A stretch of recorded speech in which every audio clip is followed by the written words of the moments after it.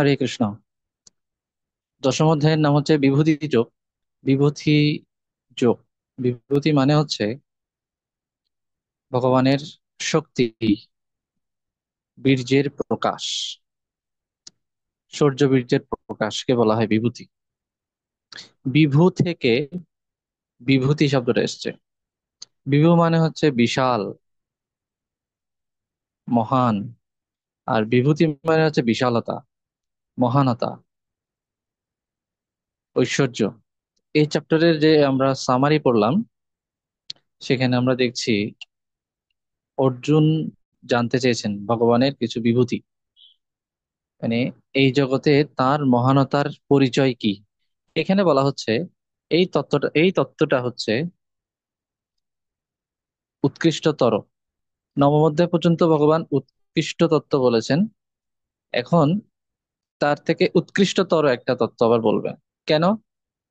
নবম অধ্যায়ে ভগবান সরাসরি তার আরাধনার কথা বলেছেন, যে তাকে যদি কেউ পত্র পুষ্প ফল জল এভাবে অর্পণ করে, তিনি গ্রহণ করেন, তারপরে তিনি সমস্ত যজ্ঞের ভোক্তা। আমরা যা আহার করব, যা দান করব, যা কর্ম করব, সবকিছুই তাকে অর্পণ করব। এভাবে বিভিন্নভাবে তিনি বলেছেন তার ভোজনে করার কথা, এবং তার ভক্তের বিনাশ নেই, এগুলোও তিনি বলেছেন। এগুলো বলার পর, আচ্ছা এক মিনিট, এই অংশটা কি হয়েছিল 26-এর পরের? কতটুকু হয়েছিল? 26-এ আমার মনে পরে হচ্ছে প্রভু লাস্টের অংশ। হ্যাঁ, সুবিলেছিলেন মাতাজি, বলুন। 26-এর পরে কি বলছেন প্রভু, কথা বুঝতে পারি নাই। 26-এর পরে কি হয়েছিল ক্লাস? তো ভগবান উৎকৃষ্ট তত্ত্ব বলেছেন, তার থেকে আরো উৎকৃষ্ট তত্ত্ব বলবেন এই চ্যাপ্টারে। মানে ভগবান সরাসরি তাকে আরাধনা করার কথা বলেছেন। এখন এই জগতে সবকিছুতে তার উপস্থিতি সহকারে তার আরাধনার কথা বলবেন। একটা হচ্ছে যে ভগবানকে সরাসরি সেবা করা, আর একটা হচ্ছে এই জগতে তার উপস্থিতি উপলব্ধি করে তারপর তার সেবা করা, বা এই জগতে তাকে উপলব্ধি করতে করতে সেবা করা। বলেন তো, আপনারা বলেন তো, কোনটা কঠিন হবে বেশি? আমরা সবাই ভগবানকে চিনি, চিনি তো নাকি? সবাই ভগবানকে চিনি, সবাই ভগবানকে ভোগ লাগাই, লাগাই তো। হুম। আচ্ছা আপনারাই বলুন, কোনটা কঠিন বেশি? আমি ভগবানকে সেবা করছি, এটা সবার পক্ষে সম্ভব কিনা? কিষান প্রভু, সুবিল্লা মাতাজি, হ্যাঁ প্রভু, সম্ভব। সম্ভব। আপনি একটা ভগবানের চিত্রপট কিনলেই সম্ভব, একটা আসন বানালেই সম্ভব। কিন্তু আমি যদি বলি, রাস্তা দিয়ে হাঁটছেন, একটা কৃষ্ণচূড়া গাছ দেখলেন, বা বিশাল একটা পাহাড় দেখলেন, তার ভেতরে ভগবানকে দর্শন করলেন, এটা কেমন? এটা সহজ কিনা? এটা তো অনুভব করতে হবে, মানে মন থেকে এটা কি ফিল সহজ? করতে হবে। এটা সহজ না প্রভু। এটা এটা তো পাহাড় আমাকে দেখলে ভগবানকে সাথে বাঁচতে সাথে হবে, ফিল ভগবানকে করতে মনে হবে। পড়ে? রাঙামাটি না প্রভু, পাহাড় দেখলে কি সাথে সাথে ভগবানকে মনে পড়ে? সাথে সাথে মনে পড়ে না। সমুদ্র আমার দেখলে সামনে দেখলে হবে না। না প্রভু। মনে পড়ে? মনে পড়ে না। মনে পড়ে না। তো একই রকম, এই কারণে এখানে এটাকে বলা হচ্ছে উৎকৃষ্ট তত্ত্ব। এর মানে হচ্ছে এই স্তর লাভ করাটা এত সহজ না, কঠিন আছে। একটু সময় নেই। কিন্তু যে কারো পক্ষে ভগবানের চিত্রপটের সেবা, বিগ্রহের সেবা, মন্দিরে গেলে আমরা ভগবানকে দর্শন করতে পারি, কিন্তু মন্দির ছাড়া সামনে কিছু নেই, তারপরেও ভগবানকে দর্শন করতে পারি। এটা কি উপরের স্তর না নিচের স্তর? এটা কঠিন না একটু? ভগবানকে না দেখে ভগবানকে দর্শন করতে পারি। সরাসরি ভগবানকে দেখে ভগবানকে দর্শন করা, আর না, ভগবানের কোনো একটা বিভূতি দেখে সেটার মধ্যে দিয়ে ভগবানকে দর্শন করা, এটা হচ্ছে উৎকৃষ্ট তত্ত্ব। এই কারণে বলা হচ্ছে উৎকৃষ্ট। কথাটা কি বোঝা গেছে? আজ্ঞা প্রভু। তো এটাই এখানে বলা হচ্ছে, তুমি আমার প্রিয় পাত্র, তাই তোমার হিতের জন্য আমি পূর্বে যা ব্যাখ্যা করেছি তার থেকেও উৎকৃষ্ট তত্ত্ব বলছি, এখন পুনরায় তা শ্রবণ করো। ভূয়, পুনরায়, শৃণু, শ্রবণ করো, তে হিতম, তোমার হিতের জন্য। এটা হচ্ছে ওই শ্লোকের কয়েকটা শব্দের অর্থ অর্থ বললাম আপনাকে। শ্লোকটা এখানে আছে হয়তো, এটা 1 নম্বর শ্লোক আর কি। না, এখানে দেয়নি, গ্রেড 2 তে আছে। মায়া তে অদ্য, তে অদ্য, তোমাকে এখন বা আজ আমি উৎকৃষ্ট কথা বলছি, কারণ তুমি আমার প্রিয় এবং তোমার হিতের জন্যই আমি এই কথাগুলো বলছি। তো প্রথমেই ভগবান কি বলছেন, আমি হচ্ছে সমস্ত মহর্ষিদের আদি, দেবতাদের আদি। এই জগতের ঊর্ধ্বলোকে রয়েছেন দেবতারা, মহর্ষিরা, তপস্বীরা, ব্রহ্মর্ষিরা, দেবর্ষি, ঋষি অনেক অনেক ধরনের, এনারাও সব উপরে আছেন আমাদের। আমাদের উপরে শুরু করে দেবতাদের থেকে শুরু করে একদম ব্রহ্মর্ষি পর্যন্ত, মহর্ষি, মহান মহান যারা ঋষি, সপ্তর্ষি, এনারা পর্যন্ত ভগবানের উৎপত্তি অবগত নন। তা আমরা কিভাবে জানবো যদি ভগবান না জানান? তাহলে আমরা জানার কোনো সুযোগ নেই। এখানে ভগবান এটাই বোঝাতে চাচ্ছেন যে পুনরায় তা শ্রবণ করা মানে আমার কাছ থেকেই তোমার শুনতে হবে। আর কারোর কাছ থেকে শুনে তুমি পারবে না, কারণ তারাও জানেন, তারাও আমাকে ভালোভাবে জানেন, আমার উৎপত্তি অবগত নন। এখানে এটাই বোঝানো হচ্ছে যে শুনলে তোমার যদি জানার ইচ্ছা থাকে, তাহলে আমি হচ্ছে একমাত্র সোর্স, আর কেউ তো আমার থেকে ভালো জানবে না, তাই আমার থেকে শোনো আবার। তাহলে একই কথা এখন বলবেন ভগবান, এবার বলবেন তার বিভূতি সহ। কথা কিন্তু একই। এখানে বলা হচ্ছে পুনরায় তা শ্রবণ করো, মানে একই কথা বলবো, কিন্তু একটু উৎকৃষ্ট করে বলবো। উৎকৃষ্টটা কি সেটা আমি আগে বললাম।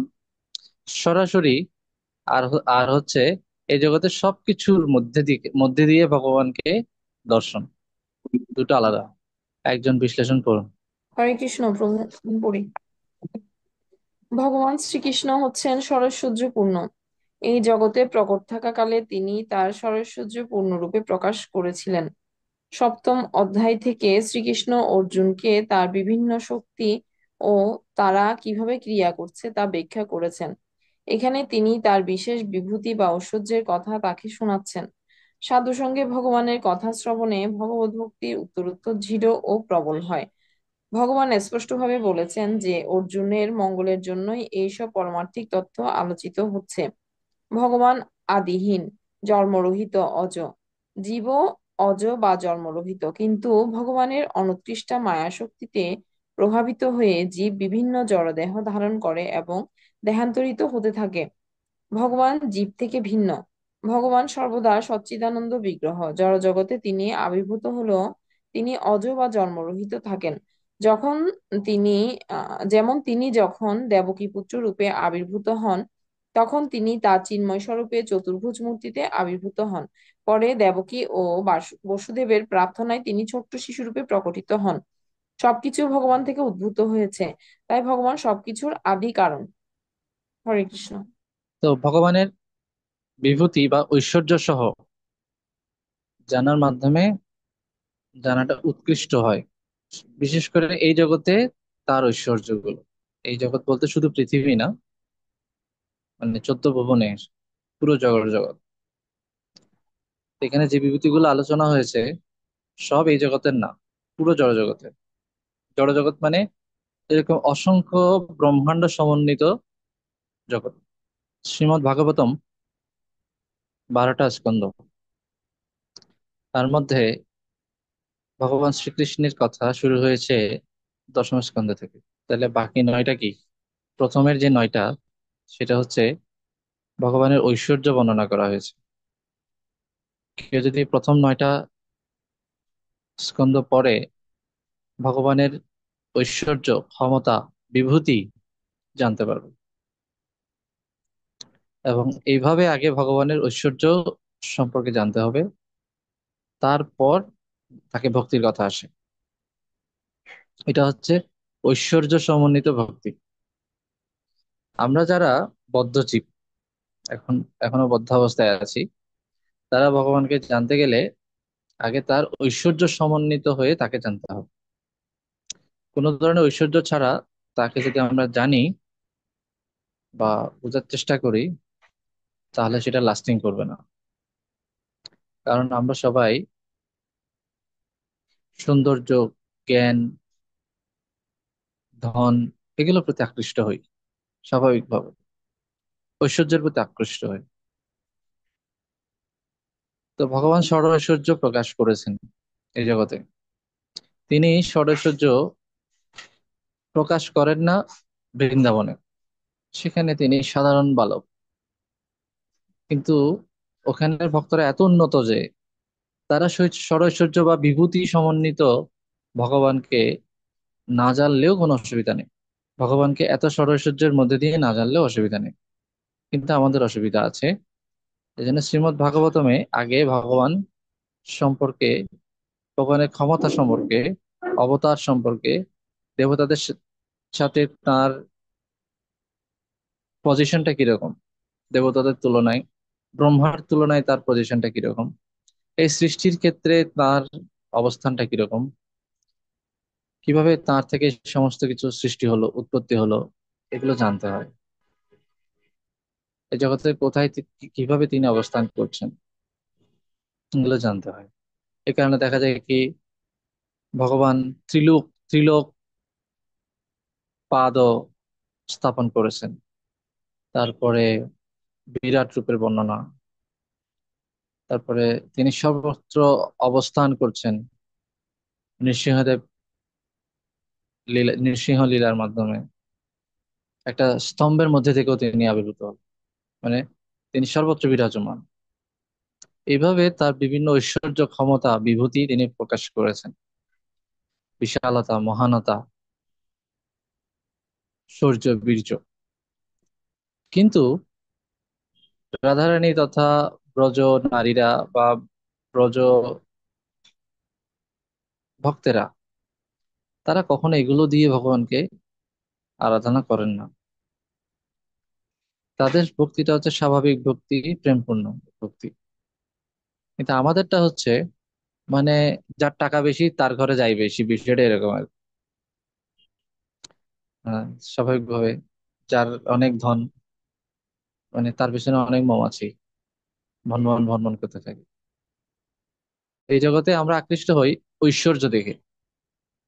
এই কারণে ভগবান বলছেন, এটা উৎকৃষ্ট তত্ত্ব কেন, সমগ্র এই জগতের সমগ্র উৎকৃষ্ট বিষয়গুলোর মধ্যে ভগবানকে দর্শন করার ক্ষমতা লাভ করতে হয়, না হলে আমরা তার প্রতি আকৃষ্ট হব না। কারণ আমাদের ভক্তিটা স্বাভাবিক ভক্তি না। হ্যাঁ, এইভাবে আকৃষ্ট হওয়ার পর তখন সেটা স্বাভাবিকভাবে স্বাভাবিকভাবে আমরা ভগবানের প্রতি আসক্ত হই। এটা অনেক উপরের কথা। তো আগে যে অংশ ভগবান কথাগুলো বলেছেন যে আমার ভক্তি করো, আমাকে অর্পণ করো, যা করবে আমার জন্য করো, কিন্তু কেন তার জন্য করবে সেটা জানাটাই হচ্ছে উৎকৃষ্ট তত্ত্ব। 4 থেকে 5, এখানে ভগবান বলেছেন তো একটা প্রশ্ন করি। তার থেকে তিনি সমস্ত সমস্ত দেবতা মহর্ষি তার উৎপত্তি অবগত নন। হ্যাঁ, সুবিলাসিনী মাতাজি। প্রভু, আমরা ভক্তি জীবনে আসার আগে আমাদের ঘরে আম, ভগবানের রাধা কৃষ্ণের বিগ্রহ ছিল পিতলের। তখন আমার শ্বশুর যিনি নাম নিছে, ওনারা গরিব মতে ছিলেন। ওনারা এসে আমাদের এটা সরাই দিছে, রাধা কৃষ্ণের এটা সরাই দিয়ে বলছে এটা নাকি ঐশ্বর্য রূপে ভগবানকে পূজা করা উচিত না, মাধুর্য রূপে ভগবানকে পূজা করা উচিত। আহ, এটা আমাদের উচিত না, উনি আর সরাই দিয়ে আমাদের চিত্রপট বসিয়ে দিচ্ছিল। তখন আমরা কিছু বুঝি নাই, তখন এটা আনসার কিছুই বুঝতে পারিনি, তখন এটা কি বলছিল ওনারা। এখন বুঝতে পারছেন? হ্যাঁ, এখনই ঐশ্বর্য কথাটার মানে এখন বুঝলাম। তো ওনার কথার সাথে এই কথা মিল আছে?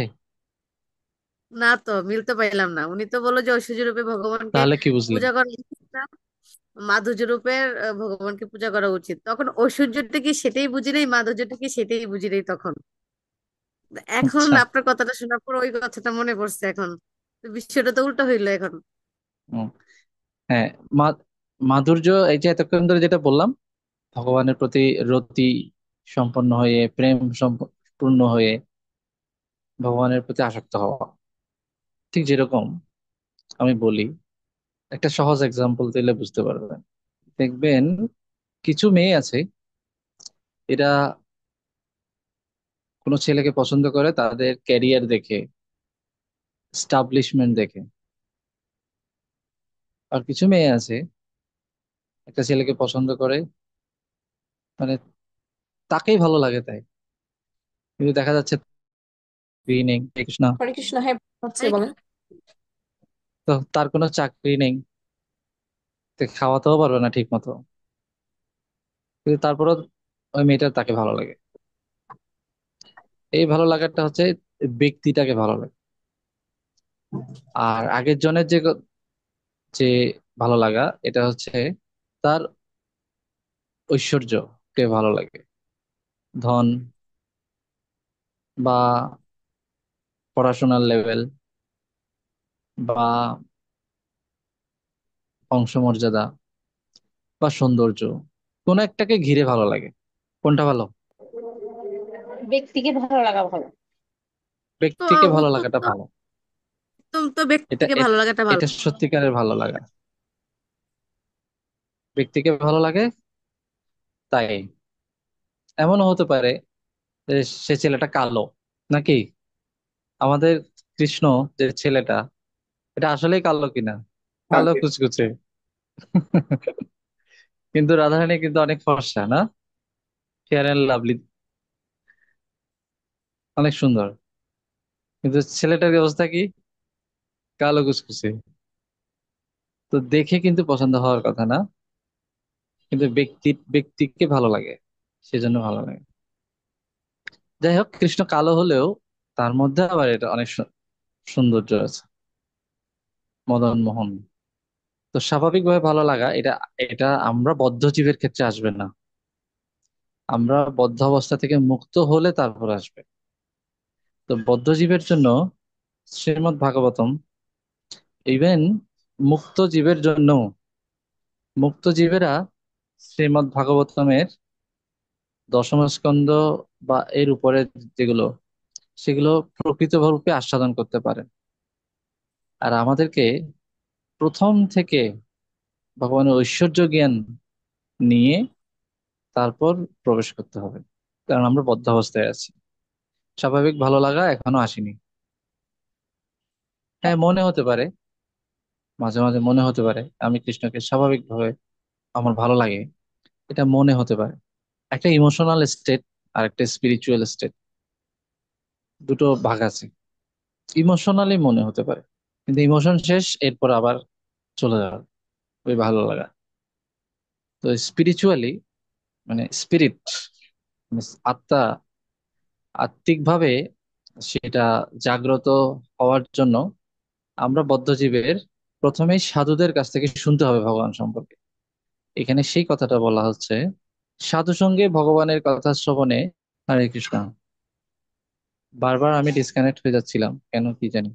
সাধু সঙ্গে ভগবানের কথা শ্রবণে ভগবত ভক্তি উত্তরোত্তর দৃঢ় ও প্রবল হয়।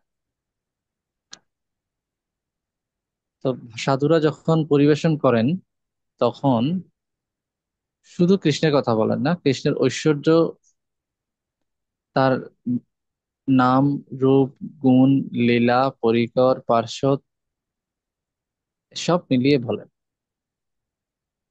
তখন ভগবানের প্রতি আমাদের ভক্তি দৃঢ় হয়।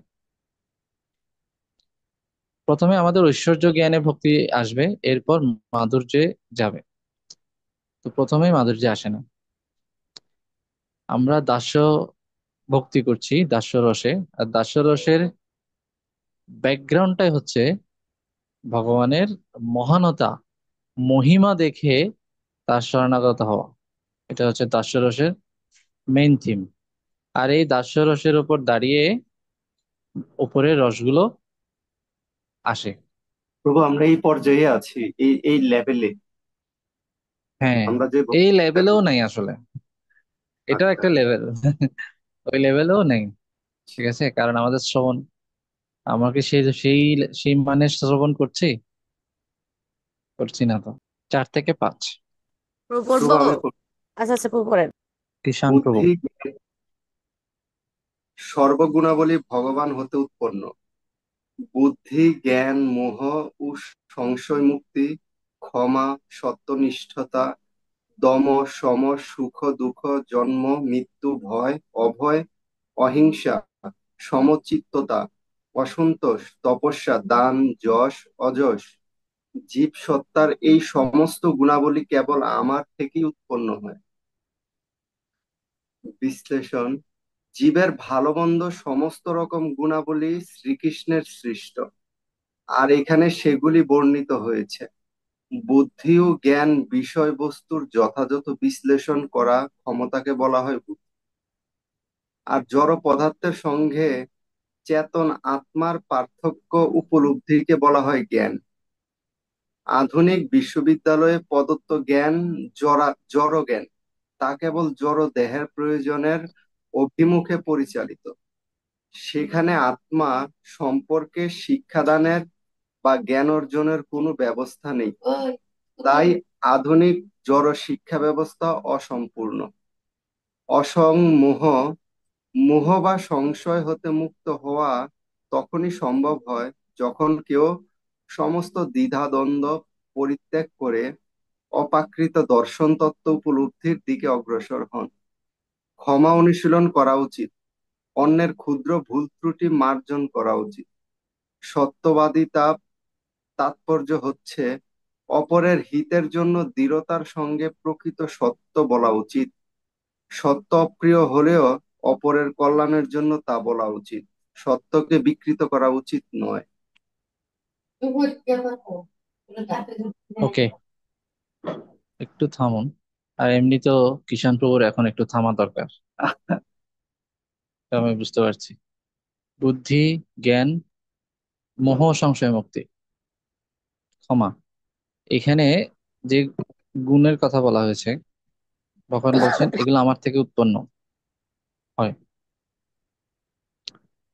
সমস্ত গুণাবলী ভগবান থেকে আসে। বুদ্ধি আর জ্ঞানের মধ্যে পার্থক্য আছে। বুদ্ধি হচ্ছে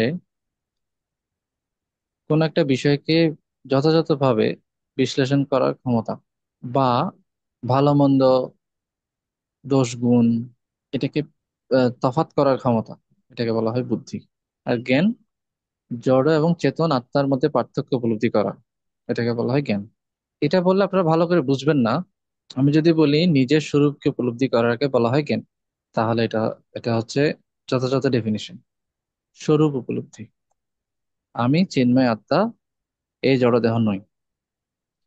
কেউ যখন এটা উপলব্ধি করতে পারে তখনই সে জড় এবং চেতন আত্মার মধ্যে পার্থক্য উপলব্ধি করতে পারে।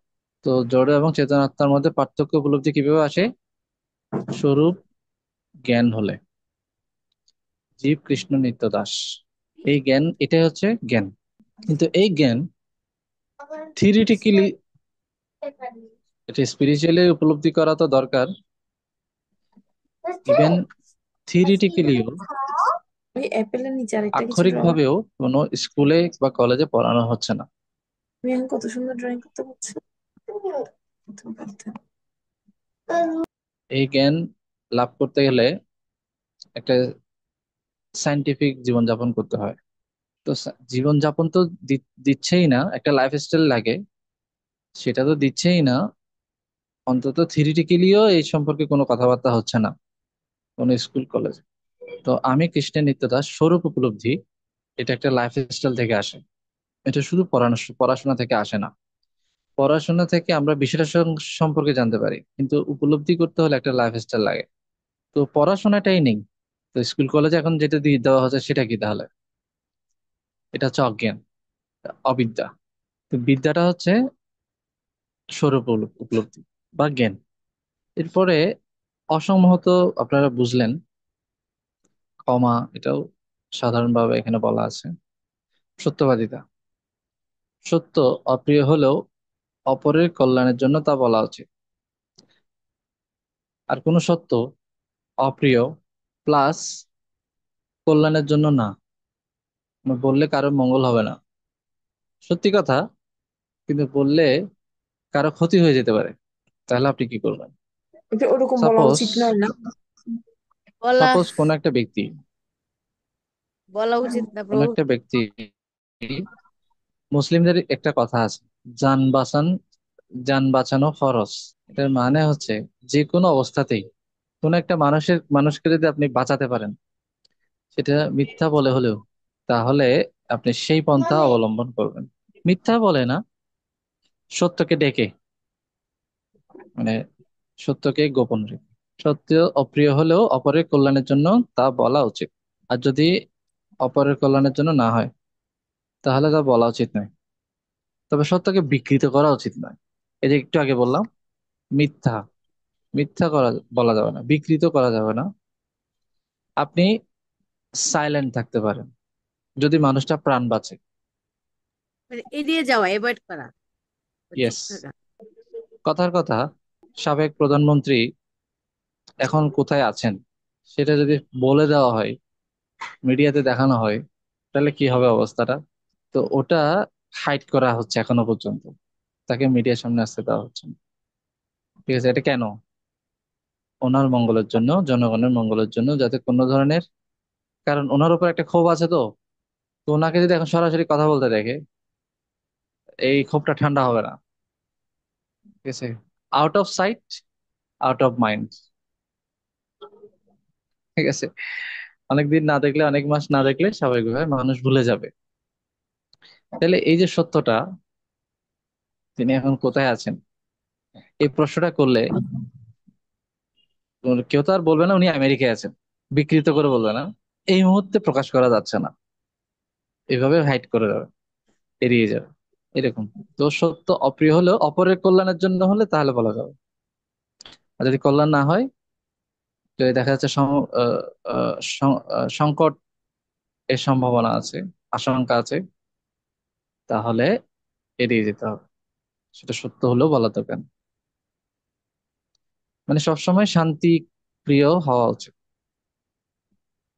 প্রাণ রক্ষা, জানমালের রক্ষা, শান্তি বজায় রাখা, এটাকে প্রাধান্য দিতে হবে। কৃষাণ প্রভু, শোনা যাচ্ছে না?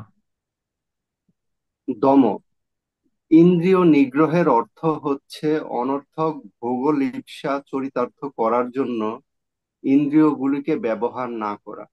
সম, একটা কথা বলি, এখানে যে টার্ম গুলো আছে, টার্ম গুলো ভবিষ্যতে কাজে লাগবে শাস্ত্রকে উপলব্ধির জন্য। এই জন্য প্রপাত এখানে ডেফিনেশন গুলো দিয়েছে। সম মানে কি, দম মানে কি, সুখ মানে কি, দুঃখ মানে কি, এগুলো কি আমরা জানি না? হয়তো সমটা জানতাম না, বা দমটা জানলেও ওভাবে জানতাম না, কিন্তু বাকিগুলো তো জানি, তারপরেও জানতে হবে, কারণ এখানে ডেফিনেশন গুলোতে একটু ভিন্ন মাত্রা আছে। সম দম, বলতে মনকে অর্থহীন আবার চিন্তা দম, থেকে, দম মানে দমন, দম থেকে পড়বো। দম থেকে। আচ্ছা, দম, ইন্দ্রিয় নিগ্রহের অর্থ হচ্ছে অনর্থক ভোগলিপ্সা চরিতার্থ করার জন্য ইন্দ্রিয়গুলিকে ব্যবহার না করা।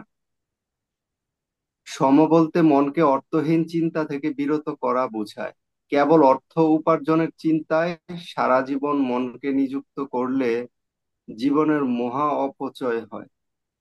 সুখ, হুম, কেবল কৃষ্ণ ভাবনামৃতের ওকে। তত্ত্বজ্ঞান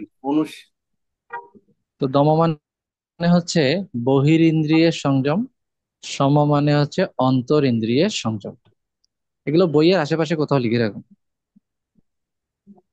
আর অন্তর ইন্দ্রিয় বলতে মনকে বোঝায়। মন একটা ইন্দ্রিয়, একাদশ ইন্দ্রিয়। অন্তরিন্দ্রিয়, এটাকে বলা হয় সম। আর দম মানে হচ্ছে বহিরিন্দ্রিয়ের সংযম। তো সংযম মানে কি? অনর্থক ভোগবিলাস পরিহার করা। অনর্থক, প্রয়োজন নেই সেরকম একটা লাইফস্টাইল আমরা ক্যারি করছি। খাট একটা নর্মাল প্রভু, বানালে হয় না, এটাকে 2 তলা 3 তলা ডিজাইন করে, বক্স কাট করে,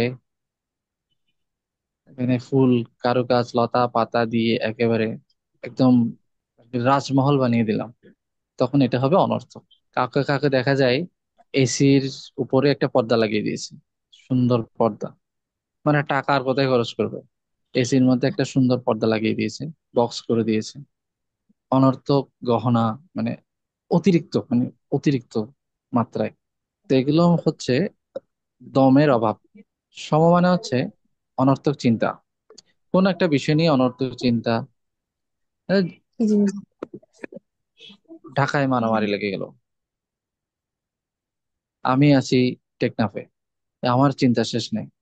আমি আছি কুমিল্লায়, চট্টগ্রামে কি হচ্ছে না হচ্ছে, অনর্থক চিন্তা ভাবনা করছি। এটা নিয়ে পত্রপত্রিকায় ঘাটাঘাটি, নিজেদের মধ্যে কথাবার্তা, রাজনৈতিক আলাপ, ভবিষ্যতে কি হবে, 2 মাস পর কি হবে, হাসিনা কি আসবে কি আসবে না, আসলে কি হবে, না আসলে কি হবে, ইউনূস কেন আমেরিকায় গেল, জাতিসংঘে কি কি বললো, মানে আদার ব্যাপারে জাহাজের খবর নেবে। এদিকে আমার নিজের জাহাজেরই অবস্থা খারাপ, এটা ডুবু ডুবু ভাব। তো এরকম অতিরিক্ত চিন্তা, বা একটা ব্যবসা প্রতিষ্ঠান স্থাপন করলাম, কিভাবে কাস্টমার আসবে, অতিরিক্ত। আমরা কিছু মুসলিমদেরকে বলতে শুনি রিজিকের মালিক আল্লাহ, কাস্টমার উনি দিলে আমার সেল বেশি হবে, না দিলে নেই, এত চিন্তা করার কিছু নেই। হ্যাঁ, এইভাবে চলতে হবে।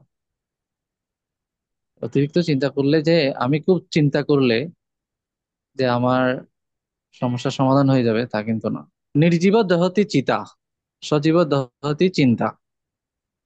না, নির্জীব ব্যক্তি মানে মৃত ব্যক্তিকে চিতার আগুনে দহন করে, আর সজীব ব্যক্তিকে তুষের মতো করে অল্প অল্প করে দহন করতে থাকে কে? সজীব দহতি চিত্তা, চিন্তা। তো অতিরিক্ত চিন্তা করার কিছু নেই, স্বাভাবিকভাবে ভগবান যা করে তাই মঙ্গল, এবং সেটা মেনে নেওয়ার জন্য প্রস্তুতি নিতে হবে। সেটাকে পরিবর্তন করার জন্য প্রস্তুতি না নিয়ে, ভগবান যেভাবে আমাকে গিফট হিসেবে আমার লাইফে যা কিছু দিচ্ছে সেটাকে মেনে নিতে হবে। এটাকে বলা হয় শরণাগতি। তো তখন মন রিল্যাক্স থাকে, অনেক যাতনা যন্ত্রণা থেকে, উৎপাত থেকে সে মুক্ত থাকে, শান্ত থাকতে পারে। আপনি যদি সবসময় চিন্তা করেন কখন হাসিনা চলে আসে ঢুকে পড়ে, ও তো বলেই দিয়েছে আমি পাশের দেশে আছি, টুপ করে ঢুকে যাব। তো কখন ঢুকে যায়, কখন মারামারি লেগে যায়, আজ থেকে 10 বছর পর কি হবে, এত চিন্তা, অনেক চিন্তা আমাদের। 10 সেকেন্ড পরে আমি বেঁচে থাকবো কিনা সেটা চিন্তা নেই, কিন্তু 10 বছর পরে কি হবে সেটা চিন্তা আমার এখন ঘুম নাই। ঠিক আছে? তো বিশেষ করে ভবিষ্যৎ নিয়ে বেশি চিন্তা থাকে, অতীত নিয়ে আমাদের অনুশোচনা থাকে, বা অহংকার থাকে। ভবিষ্যৎ নিয়ে, ভবিষ্যৎ নিয়ে আমাদের উল্লাস কাজ করে অথবা ভয় কাজ করে, 2 ধরনের সিচুয়েশন। প্রভু, বহিরিন্দ্রিয় অ্যাকচুয়ালি মানে সুখ আমাদের কোনটা? 10টা ইন্দ্রিয়কে বুঝিয়েছে। হ্যাঁ হ্যাঁ, বহিরিন্দ্রিয় মানে 10টা ইন্দ্রিয়, অনর্থক ব্যবহার, ইন্দ্রিয়গুলোর অনর্থক ব্যবহার। দিনরাত যদি একটা মোবাইলকে কেউ ব্যবহার করতে থাকে, তার মোবাইলটা বেশি টিকবে, নাকি প্রয়োজন অনুসারে কেউ যদি মোবাইলটাকে ব্যবহার করে তার মোবাইলটা বেশি টিকবে? প্রয়োজন। কি মনে হয়? প্রয়োজন মতো। না, দিনরাত ব্যাটারি চার্জ সহ শেষ, তারপরও মোবাইলে গেমস খেলা শেষ হচ্ছে না, তাহলে মোবাইলটা টিকবে? টিকবে না।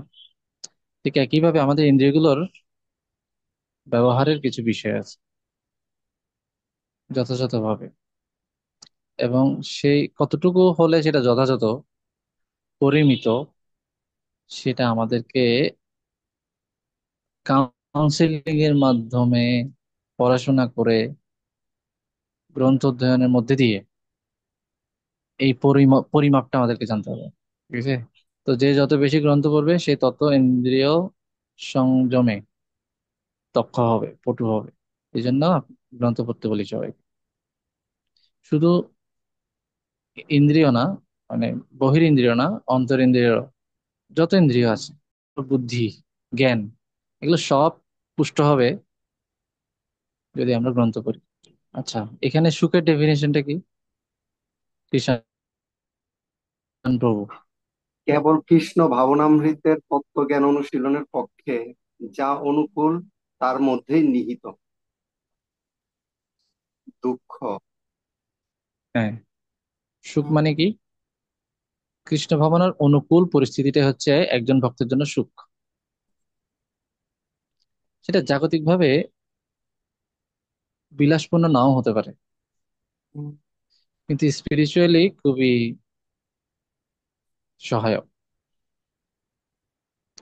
সাপোজ এমন একটা জায়গায় আছি, ওখানে মন্দিরটা কাছে, কিন্তু মার্কেট বা আত্মীয় স্বজন এগুলো কাছাকাছি নেই, কিন্তু মন্দিরটা কাছে, ভক্ত সংখ্যা বেশি, ভালোই আছে। এই জায়গাটা ভালো লাগবে, নাকি shopping mall, super market, park সব আশেপাশে আছে, কিন্তু মন্দিরটা অনেক দূরে, আত্মীয় স্বজন গুলো সবাই কাছাকাছি আছে, এই জায়গাটা ভালো লাগে? এটা এখন ভালো লাগাটা নির্ভর করছে আমি আমার ভক্তি জীবনে প্রগতির উপর নির্ভর করে। তো দুর্লভ মানব জন্ম লোভিয়া সংসারে, কৃষ্ণ না ভজিন দুঃখ কহিব কাহারে। একটা ভক্তের জন্য দুঃখ হচ্ছে কৃষ্ণের প্রতিকূল অবস্থা, এটা হচ্ছে দুঃখ। দেখা যাচ্ছে কারো অনেক টাকা পয়সা বেশি, ভগবানকে ভুলে যাচ্ছে, এটা আসলে দুঃখ। বাহ্যিক ভাবে সবাই বলবে এটা এটা উনি সুখে আছেন, কিন্তু অ্যাকচুয়ালি উনি দুঃখে আছেন। কুন্তী মহারানী বলছেন, আমার যখন বিপদ আপদ ছিল, দুঃখ ছিল, তখন তুমি আমাদের কাছে ছিলে, এখন আমরা রাজা হয়েছি, রাজ্য পেয়েছি, যুদ্ধে জিতেছি, আর তুমি চলে যাচ্ছ, আমাদের লাগবে না এগুলো, আমাদের সে আবার দুঃখগুলোই দাও, তুমি আমাদের সাথে থাকো। তাহলে ওই যে দুঃখটা, এটা অ্যাকচুয়ালি সুখ। তো আমরা যদি কোনো স্যাক্রিফাইস করি ভগবানের জন্য, ভক্তি জীবনের জন্য, এটা অ্যাকচুয়ালি সুখ। বাইরের মানুষ মনে করবে এটা দুঃখ। সব সময় কৃষ্ণ ভাবনা থাকা। হ্যাঁ, কৃষ্ণ ভগবানের অনুকূলে যদি আমরা কোনো কিছু স্যাক্রিফাইস করি, কোনো ঐশ্বর্যপূর্ণ জীবনযাপনকে, তাহলে এটা অ্যাকচুয়ালি সুখ, আমাদেরকে সুখ দেবে, এটাই সুখ। ঠিক আছে? তবে এখানে একটা ব্যালেন্সিং এর বিষয় আছে, একদম আবেগের চোটে সব বাদ দিয়ে দিলে হবে না, এটা কাউন্সিলিং এর বিষয় আছে। ঠিক আছে? আপনার জীবনে আপনি কতটুকু ব্যালেন্স করবেন, কতটুকু বাদ দেবেন, কতটুকু রাখবেন, এগুলো মানে গড় পরতা হারে বলে দেওয়া যায় না। পার্সন টু পার্সন ভ্যারি করবে, পার্সন টু পার্সন তাদের সামাজিক অবস্থা, পারিপার্শ্বিক অবস্থা সবকিছুর উপর ভিত্তি করে ব্যালেন্সিংটা রাখতে হবে। তো দুঃখ হচ্ছে এর উল্টো, যা প্রতিকূল, জন্ম মৃত্যু। কৃষাণ প্রভু। কেবল জড় দেহেরই জন্ম মৃত্যু কেবল জড় দেহের হয়, আত্মার নয়। জড় জগতে দেহ ধারণ করলে জন্ম মৃত্যু অনুভূত হয়, কিন্তু প্রকৃত আত্মসত্তার জন্ম মৃত্যু বলে কিছু নেই। হুম। নেক্সট, ভয় অভয়। ভয় হয় ভবিষ্যৎকে কেন্দ্র করে সকলে ভয়ে উৎকণ্ঠিত, কিন্তু কৃষ্ণ ভক্ত জানেন যে তার ভবিষ্যৎ উজ্জ্বল। শ্রীকৃষ্ণের পাদপদ্ম আশ্রয় করে তিনি তার নিত্য আলয় ভগবত ধামে ফিরে যাবেন, তাই তার কোনো উৎকণ্ঠা নেই। কৃষ্ণ ভাবনামৃতই চিরতরে ভয় থেকে মুক্ত হবার একমাত্র উপায়। কেউ যদি এই জগতে সবকিছুতে ভগবানকে উপলব্ধি করতে পারেন, এটা আপনারা কি কতটা ফিল করতে পারছেন জানি না, আপনার কোনো ভয় থাকবে না, কোনো ভয় কাজ করবে না। যদি সত্যি ভগবানকে আশ্রয় করে থাকেন। না হলে ভবিষ্যৎ, নিজের ভবিষ্যৎ, সন্তানের ভবিষ্যৎ, আমরা যাদের প্রতি আসক্ত, তাদের ভালো মন্দের চিন্তা অনেক ভয়ে রাখবে আপনাকে, উৎকণ্ঠার মধ্যে রাখবে, দুশ্চিন্তার মধ্যে রাখবে। কিন্তু সত্যি যদি কেউ শ্রীকৃষ্ণের আশ্রয়ে থাকেন, শ্রীকৃষ্ণের আশ্রয় বলতে কি? হরিনাম, শ্রীমদ্ ভাগবতম। ইভেন শ্রীমদ্ ভাগবতমে বলা আছে, কেউ যদি এই শ্রীমদ্ ভাগবতম অধ্যয়ন করেন, তাহলে তার কি অবস্থা হবে? শোক, মোহ, ভয়াপহা, তার শোক, মোহ, ভয় অপহরণ হয়ে যাবে। তো ভগবানের পাদপদ্মের আশ্রয় মানে কি? হরিনাম, হরিকথা, সাধুসঙ্গ। এগুলো হচ্ছে ভগবানের পাদপদ্ম, ভগবানের ধাম। কন্টিনিউয়াসলি কেউ যখন এগুলোর আশ্রয়ে থাকে, তিনি নির্ভীক থাকেন, প্রহ্লাদ মহারাজের মতো হয়ে যাবেন। আমরা এখন চিন্তা করি কি, আমার ঘরে আগুন দিলে কি হবে, আমাদেরকে মারতে আসলে কি হবে, মুসলিমরা যদি মারতে আসে, যদি অপহরণ করে নিয়ে যায়, ছুরি মেরে দেয়, আপনি যেগুলো যেগুলো নিয়ে ভাবছেন, সবগুলো অলরেডি করে ফেলা হয়েছে প্রহ্লাদ মহারাজের উপরে। তাকে আগুনের ভেতরে রাখা হয়েছে, কিছু হয়নি। তলোয়ার দিয়ে তাকে কাটার চেষ্টা করা হয়েছে, কিছু হয়নি। পাহাড় থেকে ফেলে দেওয়ার চেষ্টা করা হয়েছে, কিছু হয়নি। দুইটা হাতি দিয়ে তাকে মাঝখানে চিড়ে ফেলার চেষ্টা করা হয়েছে, তাও কিছু হয়নি। হাতিটাকে তার গায়ের উপর তুলে দেওয়া হয়েছে, তাতেও কিছু হয়নি। আপনার উপর তো এগুলো একটাও এখনো হয়নি, তা আপনি এত ভয় পাচ্ছেন কেন? যার উপরে অলরেডি এগুলো হয়ে গেছে, ভেরিফাইড, তার কিছু হয়নি। এটা হচ্ছে আশ্রয়ে থাকলে তখন এরকম নির্ভীক থাকা যায়। না হলে এখান থেকে আমেরিকা, আমেরিকা থেকে নিউজিল্যান্ড, নিউজিল্যান্ড থেকে অস্ট্রেলিয়া, না হলে অন্তত ইন্ডিয়া, এভাবে ধরাধরি একটা চিন্তা কাজ করবে। কিন্তু কোথাও আমাদের কর্মফল আমাদেরকে ছাড়বে না।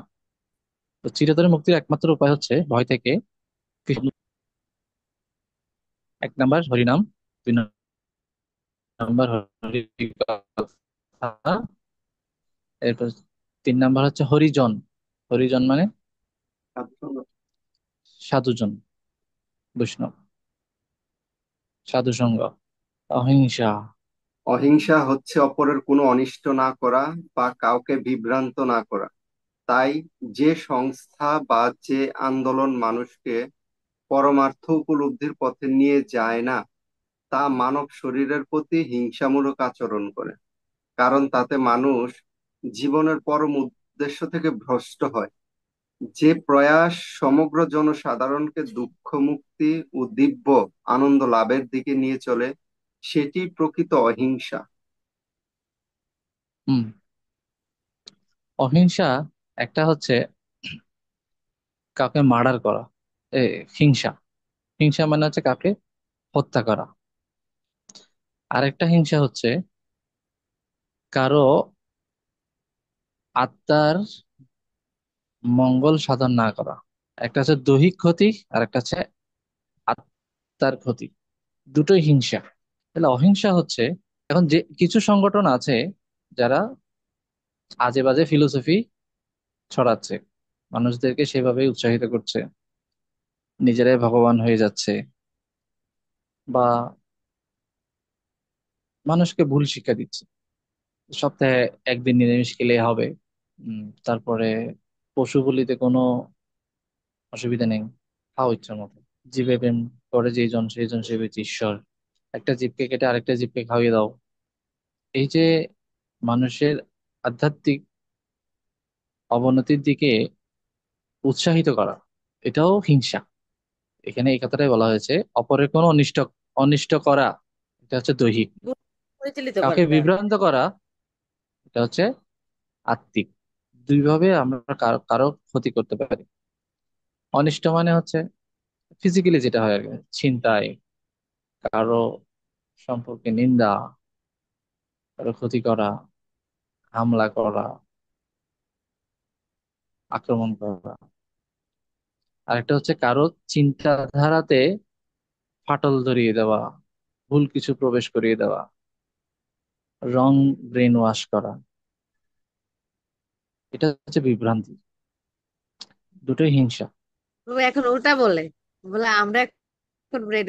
হ্যাঁ, কিন্তু এই ব্রেন ওয়াশ করে যদি কারোর ভালো হয়, অনিষ্ট না হয়, আপনার বিভ্রান্তি যদি চলে যায়, তাহলে এটা অহিংসা। আমরা হিংসা করতে চাচ্ছি না বলেই মাথায় কিছু দেওয়ার চেষ্টা করছি, কারণ অলরেডি গোবর ঢুকে বসে আছে। তাহলে অহিংসা মানে বোঝা গেছে। তাহলে আজ্ঞে প্রভু। প্রচার করাটা হচ্ছে অহিংসা। আপনি যদি সত্যি অহিংসক হতে চান, তাহলে আপনাকে প্রচার করতে হবে, অন্যের মাঝে কৃষ্ণ উপদেশ দান করতে হবে। সেটা নিজের সন্তান হতে পারে, আত্মীয় স্বজন হতে পারে, পাড়াপড়শি হতে পারে, জগৎবাসী হতে পারে, যে যা রেঞ্জে অহিংসার অবদান প্রমাণ দিতে হবে। সমচিত্ত। সমচিত্ত বলতে বোঝায় জড়জাগতিক বিষয়ে বেশি আসক্ত বা বেশি বিরক্ত না হয়ে নিস্পৃহ অন্তরে কেবল শ্রীকৃষ্ণের সেবায় চিত্ত নিমগ্ন করা। হুম। সমচিত্ত মানে হচ্ছে আনডিস্টার্বড। ইংলিশ বললে মাঝে মাঝে ভালো বোঝা যায়, ডিস্টার্বড না। আমরা দুইভাবে ডিস্টার্বড হই, একটা হচ্ছে পজিটিভলি, আর একটা হচ্ছে নেগেটিভ। জব করছি, কোন একটা ভালো মানে পছন্দের ব্যক্তি আসলো, খুব খুশি, ওই সময় জবে কিন্তু একটু ডিস্টার্ব হবে। আবার জব করছি, আসলো অপছন্দের একটা ব্যক্তি, তখনও কিন্তু ডিস্টার্ব হবে। দুইভাবে ডিস্টার্ব হতে পারে, একটা পজিটিভলি, একটা নেগেটিভ। একটা এত বেশি খুশি হয়ে গেলাম, ভগবানের কথা ভুলেই গেলাম। আবার এত বেশি রাগান্বিত হয়ে গেলাম, জবের ক্ষেত্রে আর মন বসছে না। দুইভাবে ডিস্টার্ব। এত বেশি টাকা পয়সা চলে আসলো, এই টাকা কোথায় খরচ করব? অ্যাক্টিভিটিস বেড়ে গেছে, এটা কিনবো সেটা কিনবো, প্ল্যানিং বেড়ে গেছে। আবার একদমই টাকা নাই, আহা, এই খরচটা কিভাবে চলবে, ওই খরচটা কিভাবে চলবে, তখনও আবার দুশ্চিন্তা বেড়ে গেছে, টেনশন বেড়ে গেছে। তো একদিকে প্ল্যানিং, আরেকদিকে টেনশন। ঠিক আছে? তো বেশি আসক্তি, বেশি বিরক্ত, বেশি উল্লসিত, বেশি হতাশ, উৎকণ্ঠিত। আনডিস্টার্বড মানে হচ্ছে, ঠিক আছে, অনেক, আমার এখন আর্থিক অবস্থা ভালো, সবকিছু সুন্দর চলছে, এখন এটা নিয়ে এত বেশি প্ল্যানিং এর কিছু নেই। যখন যেটা দরকার হবে তখন সেটা করা হবে, সময়ের কাজ সময়ে করা হবে, খুব বেশি প্ল্যানিং এর দরকার নেই। এখানে বলা হচ্ছে বেশি মানে মাত্রা অতিরিক্ত। তার মানে কি প্ল্যানিং করবো না, করবো, খুব বেশি না। খুব বেশি হলে আমাদের ডিস্টার্বড হয়ে যাবে। হালকা, হ্যাঁ, পরিমিত মাত্রায়। আবার বিরক্তও না। অনেক সময় হয় কি, আর্থিক আর্থিক এত টানাপোড়েন চলে, তখন আর কিছুই ভালো লাগে না। তো এগুলো সব মানে প্রত্যেকটা ক্ষেত্রেই কারো গাইডেন্স দরকার। জীবনে একজন মেন্টর, ভালো মেন্টর থাকা দরকার। নেক্সট। তুষ্টি বা সন্তোষ হচ্ছে অনর্থক সঞ্চয়ের চেষ্টায় কর্মে লিপ্ত না হয়ে ভগবানের কৃপায় যা স্বাভাবিকভাবে লাভ হয় তাতে সন্তুষ্ট থাকা। হুম। স্বাভাবিকভাবে যা লাভ হয়, আমাদের যে পরিমাণ চাওয়া থাকে, সেই পরিমাণ যে পাওয়া হবে তার কোনো কথা নেই। জীবের বাসনা তো অনন্ত, কিন্তু তার অ্যাকাউন্টে তো বেশি টাকা নেই, তাকে কিভাবে দেওয়া যাবে?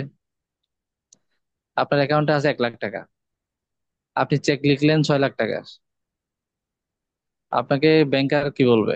আপনি সর্বোচ্চ 1 লাখ টাকা পর্যন্ত তুলতে পারবেন। তো কর্মফল যতটুকু স্টক আছে, আমি ততটুকু পাবো। আমি ততটুকুই করেছি পাওয়ার মতো, কিন্তু আমার বাসনা অনেক থাকতে পারে, কিন্তু সেই পরিমাণ অ্যাকাউন্টে থাকতে হবে। তো স্বাভাবিক মানে হচ্ছে কর্মফল অনুসারে যা আসে।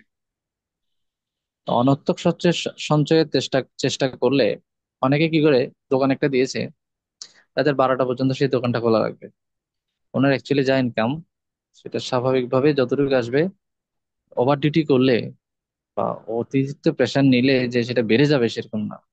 হ্যাঁ, কিছুটা হয়তো প্লাস হবে, কিন্তু সেটা স্বাভাবিকের চেয়ে বেশি হবে না।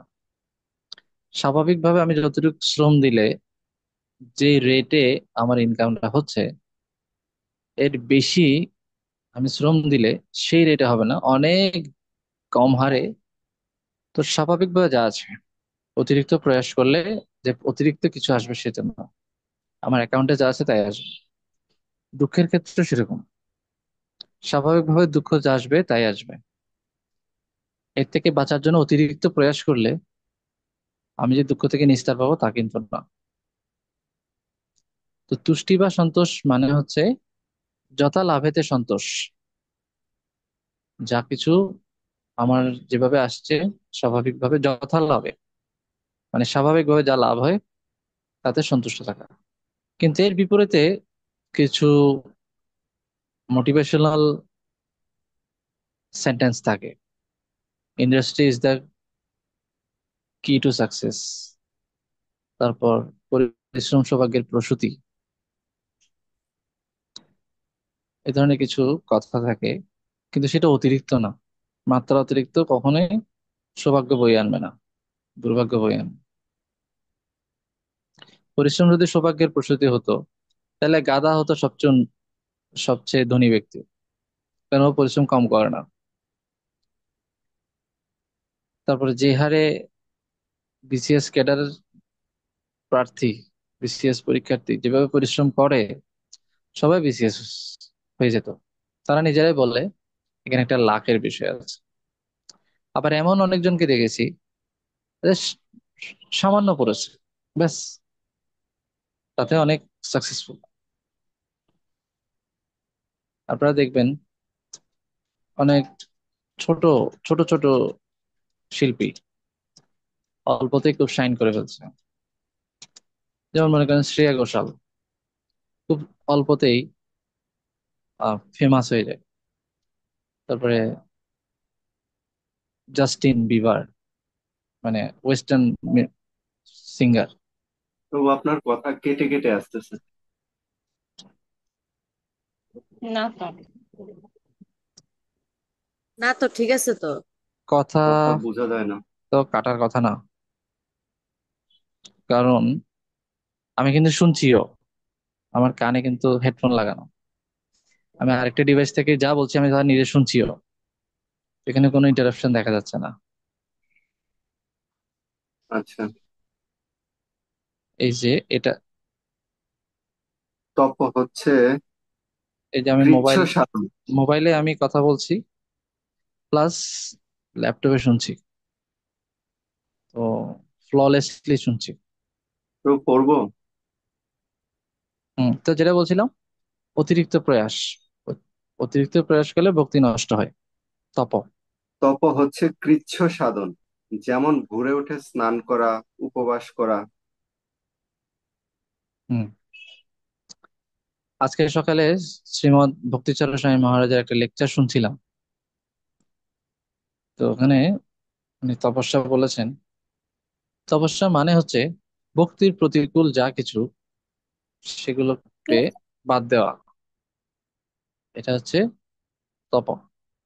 তপস্যা মানে সবকিছু বাদ দিতে হয় সেরকম না, যেটা আমার পারমার্থিক উন্নতির জন্য, আত্ম উপলব্ধির জন্য দরকার নেই, প্রতিকূল, সেটাকে বাদ দেওয়াটাই হচ্ছে। কিন্তু ইন্দ্রিয় চাচ্ছে, মন চাচ্ছে পূর্ব অভ্যাসবশত, কিন্তু শাস্ত্র বলছে সেটা প্রতিকূল, তখন সেটা বাদ দেওয়াটার নামই হচ্ছে তপস্যা। তো উনি খুব সুন্দরভাবে বলেছেন যে এই যে আমরা চারটা নিয়ম পালন করছি, চারটা নিষেধ, এটা এক ধরনের তপস্যা। এছাড়াও আনুষঙ্গিক আরো অনেক কিছু আছে: early bed, early two rice, এগুলো তপস্যা। তারপরে মাধব তিথি ভক্তি জননী, ভক্তির উন্নতি ঘটাবে, ভক্তির জন্ম দেবে। তো সেই তিথিগুলোতে ভগবানের আরো নিকটে বাস করা, উপবাস। উপবাস মানে শুধু না খেয়ে বসে থাকা না। অনেকে আছে উপবাস থাকে, এখন ক্ষুধা লাগলে কি করে, ঘুমিয়ে পড়ে, বা টাইমটা কাটানোর জন্য কি করে, আমি হরিবাসর করছি, সারা রাত জাগলাম, তো সারা রাত জেগে কি করলেন? ফুটবল খেলা দেখলেন। Football match. তো এটাকে হরিবাসর হবে? তো শুধু রাত জাগা না, না খেয়ে থাকাটাই ব্রত না। উপবাস মানে হচ্ছে ভগবানের কাছে থাকা। তো ভগবানের কাছে থাকতে গিয়ে যেগুলো আমাদেরকে সাধারণত ডিস্টার্ব করে, যেমন খাওয়া দাওয়া, ঘুম, এগুলো, মানে এগুলো কমিয়ে টাইমটাকে বাড়ানো, যাতে করে আমার জব বেশি হতে পারে, গ্রন্থ পড়া বেশি হতে পারে, কথা শ্রবণ করা, কৃষ্ণ কথা বেশি হতে পারে, বা কৃষ্ণ কথা বলা, বেশি করে বলা, ভগবানের ভগবানকে একটু বেশি করে দর্শন করা। ইভেন আপনি ঘরে বসে গুরু মহারাজ যে প্রতিদিন দর্শন করে, গুরু মহারাজের সাথে সাথে আপনারা দর্শন করতে পারেন। এটা একটা ভালো আইডিয়া, তো বুঝি মায়াপুরের নাই। বিগ্রহকে দর্শন করা, গুরু মহারাজের সাথে সাথে মায়াপুরের বিগ্রহগুলোকে দর্শন করা। গুরু আর মহারাজ যে প্রতিদিন দর্শন করেন সেগুলোর ভিডিও দেওয়া হয়, তো গুরু মহারাজের সাথে সাথে বিগ্রহগুলোকে দর্শন করা, এটা একটা ভালো আইডিয়া। তো যত বেশি পারা যায়, তখন সেটার নাম হচ্ছে তপস্যা, দান। দান সম্বন্ধে শাস্ত্র নির্দেশ হচ্ছে উপার্জিত অর্থের অর্ধেকটা সৎকর্মে দান করতে ফিফটি হয়। পার্সেন্ট অর্ধেকটা। হুম। যাই হোক, আমি সামারি শ্রীকৃষ্ণের করে দিচ্ছি। এখানে বলা হচ্ছে সৎকর্মে, আর ভগবান হচ্ছেন সচ্চিত আনন্দময় বিগ্রহ, পরম সৎ। সৎ মানে হচ্ছে নিত্য, আর সবচেয়ে নিত্য ব্যক্তি হচ্ছেন কৃষ্ণ। তাহলে সৎকর্ম মানে হচ্ছে নিত্যকর্ম। আর সৎ শব্দটাকে যদি কৃষ্ণ দিয়ে রিপ্লেস করে দিই, তাহলে কৃষ্ণকর্ম। তাহলে সৎকর্ম মানে কি? কৃষ্ণকর্ম। সৎকর্ম মানে নিত্যকর্ম, আর নিত্য হচ্ছেন কৃষ্ণ। ঠিক আছে? তো কৃষ্ণকর্ম, অর্ধেকটা কৃষ্ণকর্মে দান। কৃষ্ণকর্মে দান মানে প্রচার কার্যে দান। কোন একটা জায়গায় অনুষ্ঠান হবে, সেখানে আপনি গীতা দান করতে পারেন, প্রসাদ দান করতে পারেন, অন্নদান, বস্ত্রদান, গ্রন্থদান, বিদ্যাদান, জ্ঞান দান করা, এটা একটা দান। তো যারা জ্ঞান দান করতে পারে তারা জ্ঞান দান করবে। যাদের অর্থ আছে তারা বিভিন্ন ধরনের দ্রব্যাদি দান করতে, দ্রব্যময় যজ্ঞ, আমরা পড়েছি সেগুলো চতুর্থ অধ্যায়ে। দ্রব্যময় যজ্ঞ, জ্ঞানময় যজ্ঞ, তাই না? আজ্ঞা দ্রব্যময় প্রভু। যজ্ঞের চেয়ে জ্ঞানময় যজ্ঞ শ্রেষ্ঠ। এই লেখাটা নিশ্চয়ই পড়েছেন চতুর্থ অধ্যায়ে। তো আজ্ঞা। দ্রব্যময় যজ্ঞ মানে হচ্ছে এই যে অন্নদান, বস্ত্রদান, আশ্রয় দান, এগুলো হচ্ছে দ্রব্যময়, মানে কোন একটা প্রোডাক্ট, ফিজিক্যাল প্রোডাক্ট। আর জ্ঞান ইনটানজিবল, অদৃশ্য, কিন্তু সেটা জীবনকে উদ্ভাসিত করে।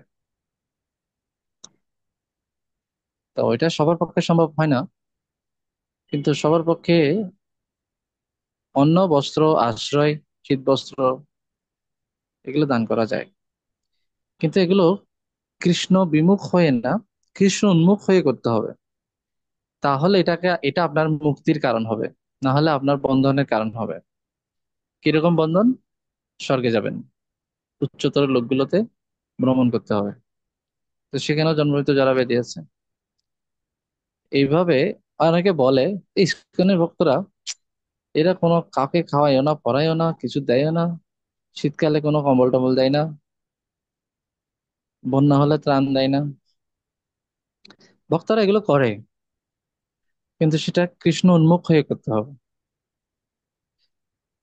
তার মধ্যে দিয়ে কৃষ্ণ স্মৃতি দান, অ্যাকচুয়ালি এগুলো হচ্ছে মাধ্যম। অর্থ, অন্ন, বস্ত্র, প্রসাদ, জ্ঞান, এগুলো অ্যাকচুয়ালি কৃষ্ণকে দান করা হচ্ছে এগুলোর মধ্যে দিয়ে। কৃষ্ণ যদি না থাকে, এই দান আপনার বন্ধনের কারণ হবে। আর কৃষ্ণ যদি থাকে, তাহলে এই দানের মাধ্যমে আপনি মুক্তি লাভ করবেন, ভক্তি লাভ করবেন।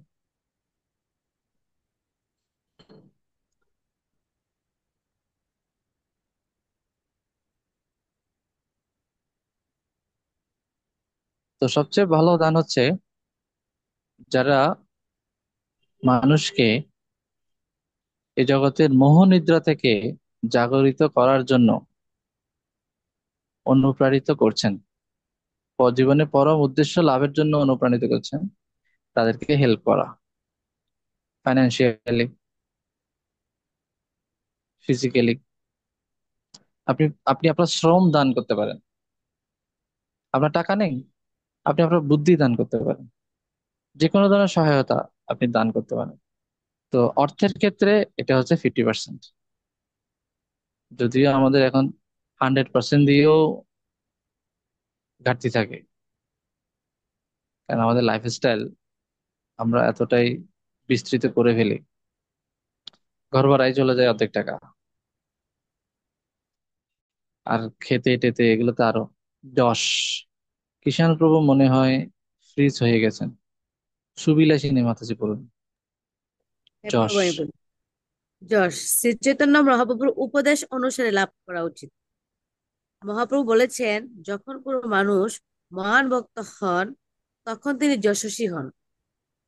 কোনো মানুষ কৃষ্ণ ভাবনা উন্নতি করলেই প্রকৃত যশ অর্জন করেন। এই যোগ্যতা না থাকলে কেউ যশস্বী নন। হুম। এই গুণগুলি দেব ও মানুষ সব সমাজে আছে, এমনকি উচ্চতর লোকগুলি তো তা বর্তমান। যিনি নিরন্তর কৃষ্ণ ভাবনাময় যুক্ত, তার মধ্যে ভগবানের ব্যবস্থাপনায় এই গুণগুলি বিকশিত হয়। হরে কৃষ্ণ। হুম।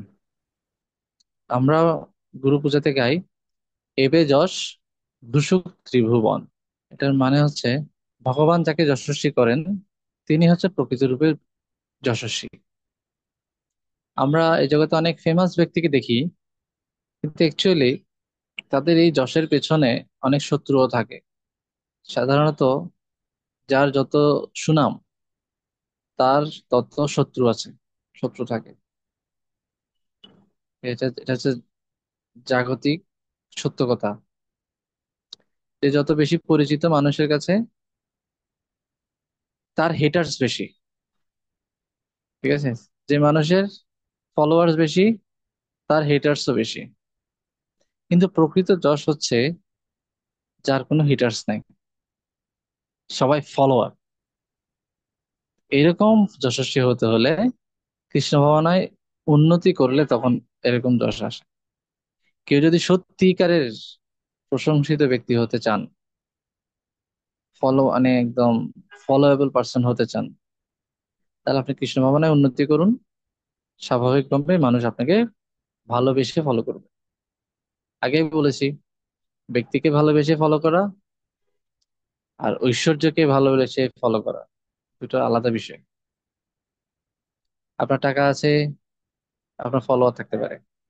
আপনার রূপ আছে, যেমন অ্যাক্ট্রেস, হিরোইন, ওনাদের অনেক ফলোয়ার। কেন? মানে যতক্ষণ তার অঙ্গ প্রদর্শন করছেন ততক্ষণ পর্যন্ত মানুষ তাকে ফলো করতে থাকবে। উম, এটা তার রূপের কারণে। আবার মুকেশ আম্বানি, ওনার অনেক টাকা, তো মানুষ ওনাকে ফলো করে। আজকে যদি মুকেশ আম্বানি ভিখারি হয়ে যায়, তার ফলোয়ার কয়জন থাকে দেখেন। কিন্তু প্রপাত মাত্র 40 রুপি নিয়ে গেছেন, কিন্তু তার এত ফলোয়ার কেন? কি কারণে? সে কি ভালো তিনি কি ভালো অ্যাক্টর ছিলেন? একটা বৃদ্ধ মানুষ, দেখতে যে খুব বেশি একদম আহামরি কিছু সেটা তো সেরকম না, টাকা পয়সাও নিয়ে যাননি। আবার ওনার বংশমর্যাদা সম্পর্কে কেউ যে ভালোভাবে জানে সেরকমও না। শুধু ওনাকে দেখেই মানুষ তাকে ফলো করছে, তার প্রশংসায় পঞ্চমুখ। এটা হচ্ছে প্রকৃত যশ, যেটা ব্যক্তিকে দেখে হবে, টাকা পয়সা রূপ যৌবন এগুলোকে দেখে না। লতা মঙ্গেশকর যশস্বী ছিলেন তার কণ্ঠের কারণে, কিন্তু তার এই যশ কতদিন থাকবে? বা কতজন চিনবে তাকে? ভারতে চিনবে, এশিয়ান কান্ট্রিজ গুলো চিনবে, কিন্তু আমেরিকা বা নর্থ আমেরিকা, সাউথ আমেরিকা, মানে ব্রাজিল, চিলি, এই সমস্ত দেশগুলোকে কি লতা মঙ্গেশকরকে তেমন একটা চেনে? চেনে না।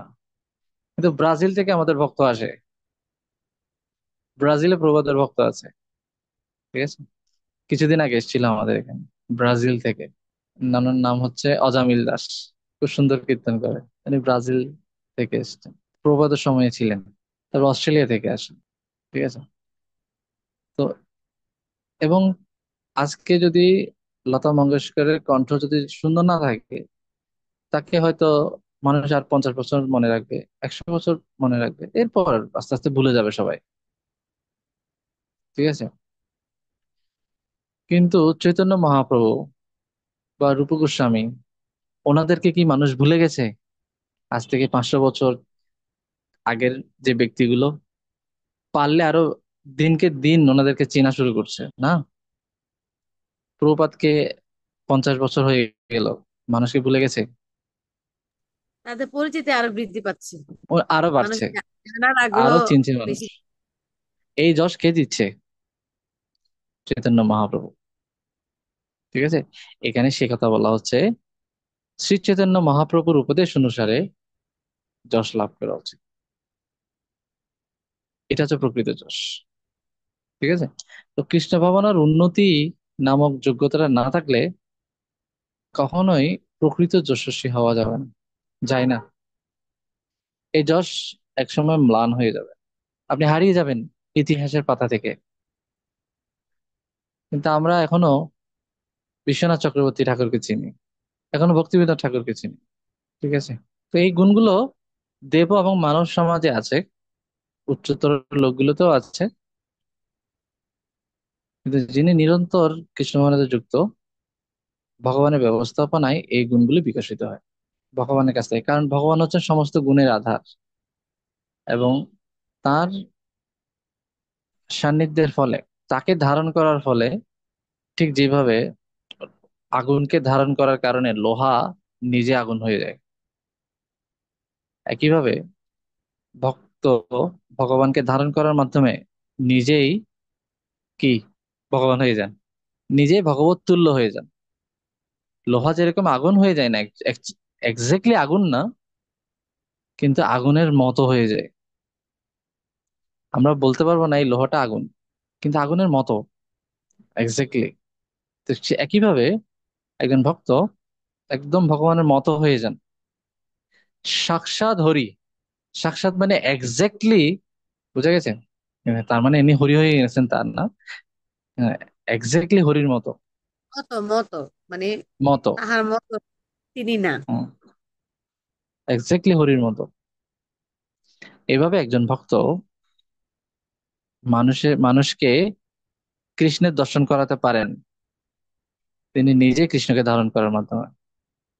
কৃষ্ণ আসলে কেমন হতে পারে, এই ভক্তটাকে দেখলে মানুষ বুঝতে পারবে।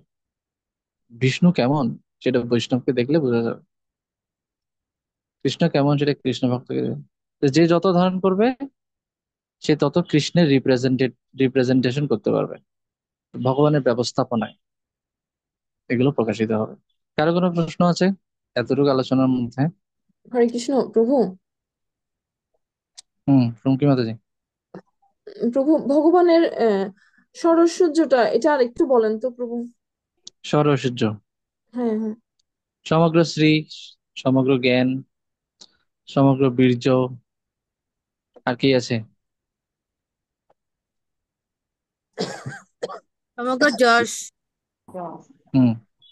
সমগ্র বৈরাগ্য, বৈরাগ্য, আরেকটা কি? সৌন্দর্য। শ্রী। হয়তো শ্রী তো বললাম। ঐশ্বর্য, বীর্য, যশ, সৌন্দর্য, জ্ঞান, বৈরাগ্য। হুম। সমগ্র ধন, লাস্ট আরেকটা আরেকটা আইটেম। না প্রভু, ঐশ্বর্য ওইখানে মানে ধন। একটা আমি লাস্টের দিকে এটা শুনি নাই। আপনি একটা কথা বলছিলেন যে ওইখানে প্রথমে আমাদের ভগবানের প্রতি ভক্তিটা মানে আসে হচ্ছে এই ও আচ্ছা, কিসের থেকে, মানে এইগুলো দেখে। ভগবান সম্পর্কে জানা থেকে। হুম। ভগবানের, সরস্বর্য জেনে তো আগেই ভগবানের বলেছি, প্রতি আমাদের। ভগবান, হ্যাঁ, হ্যাঁ, কৃষ্ণকে আগে ভগবান জানতে হবে, হ্যাঁ। তারপর কৃষ্ণ জানুন। কৃষ্ণকে আগে ভগবান মানতে হবে, মানে কি, তিনি সর্ব ঐশ্বর্যের অধিকারী। ভগবান শব্দের অর্থ কি? ভগ শব্দের অর্থ সর্ব ঐশ্বর্য, ভগবান হুম, সর্ব ঐশ্বর্যের হুম। অধিকারী। তো কৃষ্ণকে আগে ভগবান মানতে হবে, ঠিক আছে? এখানে লেখা আছে ভগবান শ্রীকৃষ্ণ মানে সকলের উৎস সবকিছুর পরমেশ্বর। মালিক, সবকিছুর উৎস, সবকিছুর মালিক ভগবান। হ্যাঁ, এটা এটা মানতে কৃষ্ণ, হবে। কৃষ্ণ হচ্ছেন ভগবান, মানে আচ্ছা। সর্বৈশ্বর্যের পূর্ণ অধিকারী। এইভাবে আগে বুঝতে হবে। আর এটা বোঝানোর জন্য হুম, ভাগবত, ভগবান হুম, ভাগবত, কৃষ্ণের সর্বৈশ্বর্য প্রকাশ যে শাস্ত্র করে সেটা হচ্ছে ভাগবত। হুম, তো নব নবম স্কন্ধ পর্যন্ত ভগবত্তা প্রকাশ পেয়েছে। এরপর উম ব্রজধাম, গোলক বৃন্দাবন ধাম, ঠিক আছে। বৈকুণ্ঠ রস নবম স্কন্ধ পর্যন্ত। এরপর হচ্ছে গোলক রস। না, ওখানে একটা মাতাজি একটা কথা বলছিল, সুবর্ণা মাতাজি, যে মাধুর্য রস আহ আর মানে প্রথমে ভগবানকে ভালোবাসতে হয় মাধুর্য রসে, তারপরে না, অন্যরকম। ঐশ্বর্য রসে। এটা ঐশ্বর্য এটা রসে। এটা কি ছিল প্রভু, আপনি এটা আগে একটু। ভগবানকে, কৃষ্ণকে আস্তে ভগবান আস্তে। মানুন, হুম। তারপর আচ্ছা। ভগবানই সেটা ভুলিয়ে দেবেন যে উনি যে ভগবান। যেভাবে যশোদা মাকে ভুলিয়ে দিয়েছেন। যশোদা দেখেছিল কৃষ্ণের মুখের ভিতরে সমস্ত ব্রহ্মাণ্ড, সমস্ত কিছুর ধারক, হুম, এই ছোট শিশুটা, এটা আবার পরে ভুলেও গেছে। কিন্তু ঐশ্বর্য জ্ঞান ছিল বসুদেবের, দেবকীর, ওনাদের ঐশ্বর্য জ্ঞান ছিল। এখানে রসের মধ্যে একটু পার্থক্য আছে। এই হচ্ছে মথুরার রস, আর হচ্ছে বৃন্দাবনের রস। বাসুদেব আর গোপাল কৃষ্ণ, বাসুদেব কৃষ্ণ, যশোদা নন্দন কৃষ্ণ। একটা তো ঐশ্বর্য ভাব আছে। আর অর্জুন যেটা দেখেছে, অর্জুন বিশ্বরূপ দেখেছে, এগুলো হচ্ছে ঐশ্বর্য ভাব। বিভূতি দেখেছে, বিভূতি শুনেছে, বিভূতি দেখেছে, হুম। বিশ্বরূপ দর্শন যোগে বিভূতিগুলো তিনি ভিডিও দেখেছেন। এগুলো হচ্ছে ঐশ্বর্য জ্ঞান, ও, আসলে একটা প্রশ্ন, ভগবত্তা। বিভূতিটা কি ভগবানের বিভিন্ন অবতারের বিষয়টাকে বোঝানো হয়েছে কি বিভূতি শব্দটা দিয়ে? বিভূতি? অবতার বিভূতির মধ্যে একটু পার্থক্য আছে। অবতার হচ্ছে স্বয়ং ভগবান, একদম ডাইরেক্ট ভগবান। আর বিভূতি মানে হচ্ছে ভগবানের সৃষ্ট কোনো কিছুর মধ্যে ভগবানের উপলব্ধি, পাওয়ার। যেমন মানে হিমালয়, কার্যকলাপ গুলা। হিমালয়, আচ্ছা। কেউ একজন খুব ভালো গাইছে, তার মানে এখানে তার ভগবানের যে বাণী ক্ষমতা, বাণী শক্তি, এটা আছে, যার কারণে সে খুব ভালো কথা বলতে পারছে, গাইতে পারছে। শ্রুতি মাধুর্য আছে তার কথায়। কেউ একজন খুব ভালো আঁকতে পারে, মানে ভগবানের সৃষ্ট। এটা কোনো ব্যক্তির ভিতরে প্রকাশিত হতে পারে, কোনো জড় পদার্থের ভিতরেও প্রকাশিত হতে পারে। প্রভাত বলছেন আমি হচ্ছি পর্বতের মধ্যে হিমালয়। তো শাস্ত্রীয় দৃষ্টিতে হিমালয় একজন ব্যক্তি। আমরা জড় পদার্থ যদি ধরি, তাই এই যে হিমালয় এত দুর্জেয়, এটা কেন হলো? এত মহিমান্বিত কেন হিমালয়? হিমালয় জয় করতে পারলে মানুষ অনেক উল্লাস অনুভব করে কেন? তারপর জলের যে স্বাদ, এটাও ভগবানের একটা পাওয়ার। সূর্যের, ভগবান বলছেন এই চন্দ্র সূর্য হচ্ছে আমার চোখ, দুটি চক্ষু। তাহলে সূর্যের যে এত অপরিসীম ক্ষমতা, তেজ, সমস্ত শক্তির উৎস বলা হচ্ছে জগতে সূর্য, সে কিভাবে এত শক্তি লাভ করলো? এটা হচ্ছে ভগবানের বিভূতি। প্রভু, তো অর্থাৎ বিভূতি মানে মানে হচ্ছে ভগবানের সৃষ্টি সবকিছুর ভগবানের মধ্যে থেকে ভগবান আসা সৃষ্টি করেন কোনো হচ্ছে কিছুর বিভূতি। ভেতরে, বিভূতি মানে হচ্ছে ভগবানের ভেতরে, ভগবান থেকে আসা কোনো কিছুর ভেতরে ভগবানের শক্তির প্রকাশ।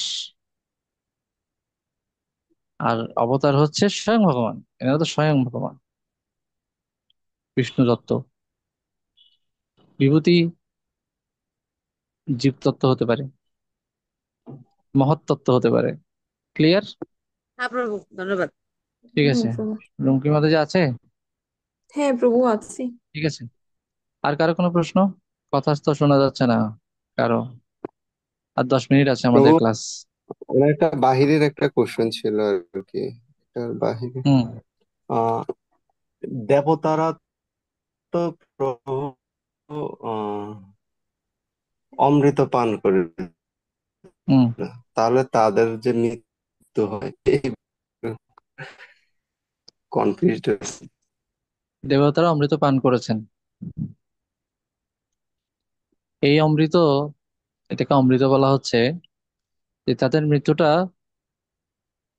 অনেক সময় পরে গিয়ে হবে। তাদের যে মৃত্যু হবে না তা না, ওই সময় যখন যে দেবতারা অমৃত পান করেছেন, যেমন আমি একটা কথা বলি, যেমন আমি যদি বলি প্রধানমন্ত্রীকে জাতিসংঘের বিশেষ পুরস্কার দেওয়া হয়েছে। জয়প্রভু শুনছেন কৃষাণ? আজ্ঞে প্রভু। আমি যদি বলি প্রধানমন্ত্রী শেখ হাসিনাকে,